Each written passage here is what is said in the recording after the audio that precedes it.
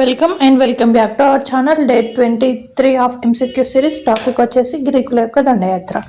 So కింది వాటిలో సరికాని దాన్ని గుర్తించండి అని అడుగుతున్నారు. ఫస్ట్ స్టేట్మెంట్, క్రీస్తుపూర్వం 5 మరియు 6వ శతాబ్దాలలో పర్షియన్లు మరియు గ్రీకులు భారతదేశంపై దండయాత్ర చేశారు అంటున్నారు. స్టేట్మెంట్ నెంబర్ 2, మొట్టమొదటిసారిగా భారతదేశంపై వాయువ్య ప్రాంతంలో గ్రీకుల దండయాత్ర చేశారు.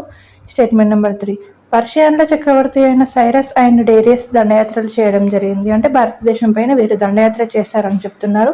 స్టేట్మెంట్ నెంబర్ 4, భారతదేశాన్ని జయించిన తొలి విదేశీయుడు సైరస్ అంటున్నారు. సో ఇందులో సరికాని స్టేట్మెంట్ అడిగారు కాబట్టి ఇప్పుడు అబ్జర్వ్ చేస్తే స్టేట్మెంట్ నెంబర్ 1 అనేది కరెక్టే. 5 మరియు 6వ శతాబ్దాలలో విదేశీయులు భారతదేశంపై దండయాత్రలు మొదలుపెట్టడం జరిగింది.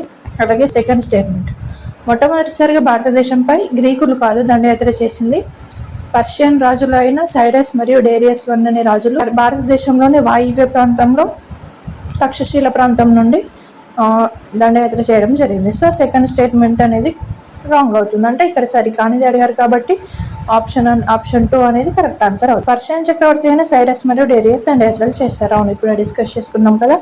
అలాగే భారతదేశాన్ని జయించిన తొలి విదేశీయుడు సైరస్. అవును, అందుకే సైరస్ని సైరస్ ది గ్రేట్ అని కూడా పిలవడం జరుగుతుంది. మొట్టమొదటిసారిగా విదేశీయుడు, భారతదేశాన్ని జయించిన విదేశీయుడు సైరస్.